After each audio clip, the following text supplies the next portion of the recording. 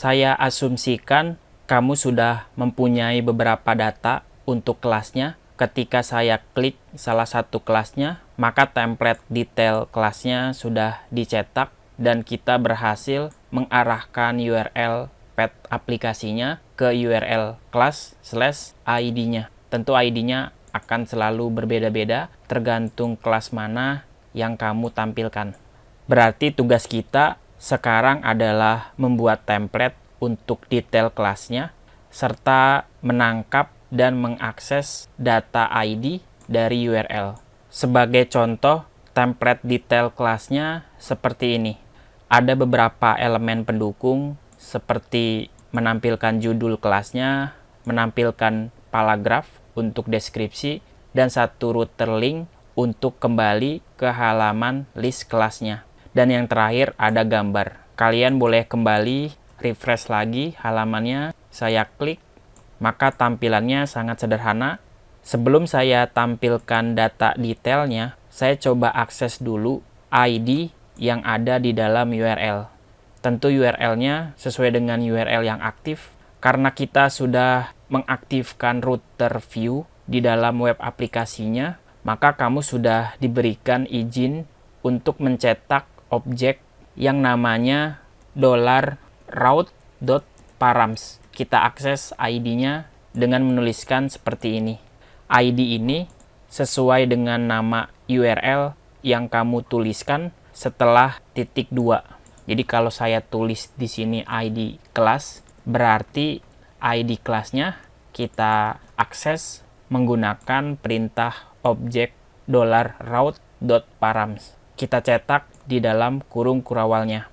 Oke, kamu bisa simpan programnya, kembali ke browser, pilih kelasnya, maka ID-nya sudah kita dapatkan.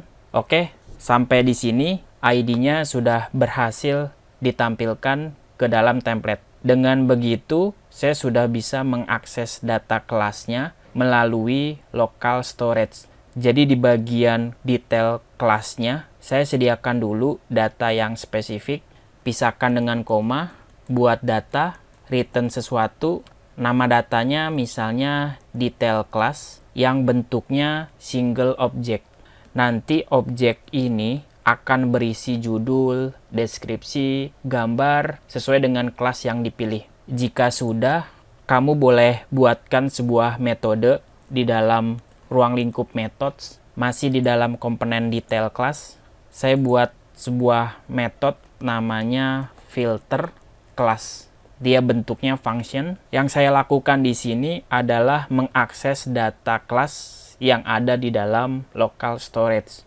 Saya bisa simpan ke dalam variabel dan kita bisa akses objek local storage untuk membaca datanya. Kita panggil fungsi getItem sesuai dengan nama itemnya, yaitu kelas.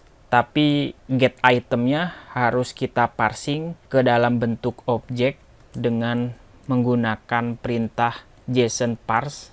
Dan jika berhasil, simpan datanya, namanya bebas. Setelah kita mendapatkan datanya, berikutnya saya akan melakukan filter pakai fungsi JavaScript. Saya mau memfilter dari sekian banyak kelas yang tersedia. Yang saya mau dapatkan hanya kelas yang ID-nya harus sama dengan ID dari paramsnya. Kamu bisa tuliskan k row function k.id harus sama dengan ID yang kita dapatkan. Silakan buat ID yang diambil dari objek route.params.id class. Karena kita ngaksesnya di dalam sebuah objek, maka pakai keyword this. This $route.params.id class-nya. ID-nya kita cek, kita uji apakah ID yang ada di dalam local storage sama dengan ID dari params-nya.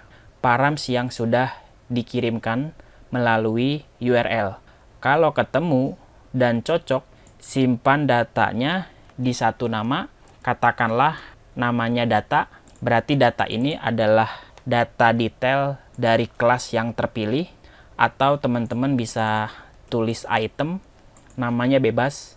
Pastikan penulisannya diperhatikan Berikutnya saya mau isi ulang data dari detail kelasnya sesuai dengan item yang sudah ditemukan. Karena metode filter mengembalikan sebuah array, maka kita harus spesifik item berdasarkan indeks ke 0. Indeks yang sudah berhasil difilter. Sampai di sini fungsinya sudah kita buat. Sekarang metode filter kelasnya bisa kita panggil ketika komponennya sudah siap untuk dirender, di mana ada fungsi yang otomatis dijalankan, yaitu fungsi create. Yang akan saya jalankan adalah metode filter class. Yang belum tahu, fungsi create adalah salah satu jenis lifecycle hook milik Vue.js yang sudah saya jelaskan di video sebelumnya. Dan pada akhirnya, di dalam template-nya, kamu sudah bisa mengakses objek data dari detail kelasnya. Kita tampilkan satu persatu menggunakan sintak kurung kurawal 2 kali. Tampilkan detail class dot judul. Kemudian kita tampilkan juga untuk detail class deskripsinya. Tinggal kita render elemen gambar pakai sintak img seperti biasa. Sebenarnya kamu bisa salin kode dari template list kelasnya. Saya bisa copy dan paste ke dalam detail class.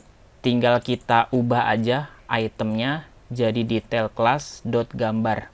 Dan tidak hanya itu, kamu pun harus melakukan salin kode untuk metode URL gambarnya. Saya buat di dalam metode, pisahkan dengan koma untuk mendeklarasikan URL gambar. Untuk lokasinya sendiri, saya kasih *2/ baru masuk ke folder image.